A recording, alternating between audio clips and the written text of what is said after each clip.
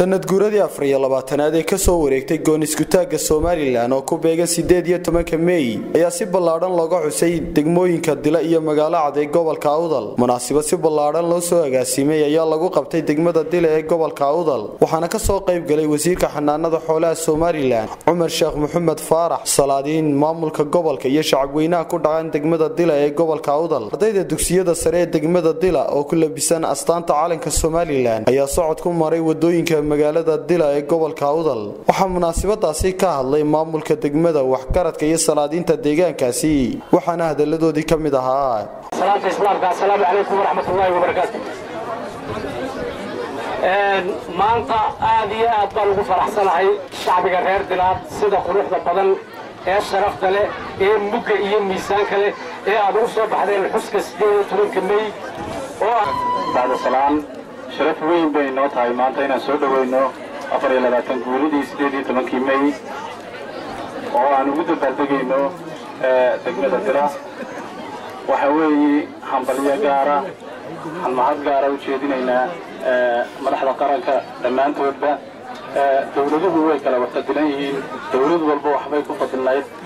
tan maanta waxaanu ku taageeraynaa eanu ku soo dhaweynaynaa een kula dabaaldegaynaa 18 May ee maanta aanu ugu jirno. waxa ka dhacsa iyadoo waxaan leenahay xafladana calanka kii lagu faa'iido ee kor u kaca ee dhalinyarada baratay shaqo ku hesho allah inooga dhigo.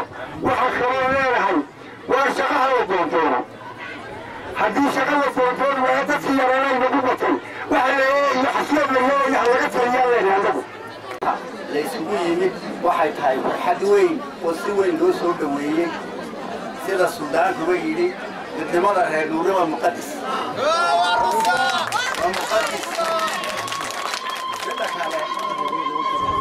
waxaan salaamayaa madaxweyne daxbaan idin faraynaa ayaanta loo dabaaldegayo xaqeeda ha qaadato hana waarto.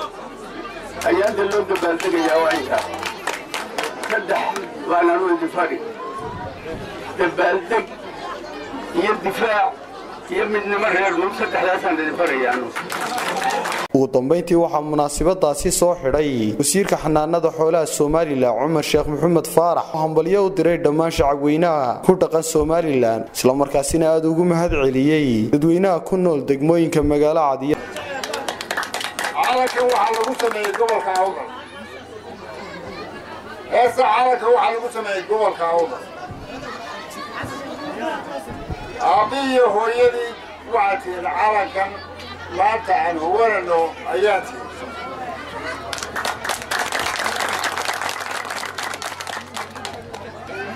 gobolka Awdal waxa lagu yaqaanay oo degmadan lagu yaqaanay qalin baa lagu yaqaanay. qalin baa lagu ogaa waxa ugu badnaa macallimiinta ugu badnayd waxay ka yimaadeen degmadan. deegaankanay ka yimaadeen xisaabiyaasha ugu badan deegaankanay ka yimaadeen. waxbaraha ugu badani waa koonfur intii aan la kala tegin ka ugu badnaa deegaankan u ka yimid. Dila isku soo wada duuduubo sidoo kale waxa si weyn looga xusay sanad guuradii 24aad ee ka soo wareegtay goon isku taaga Soomaaliland magaalooyinka Saylac, Lughaya iyo Baki ee gobolka Awdal. Qadar Maxamed Xasan Labaqayle, TV-ga caalamiga Somali News, magaalada Boorama.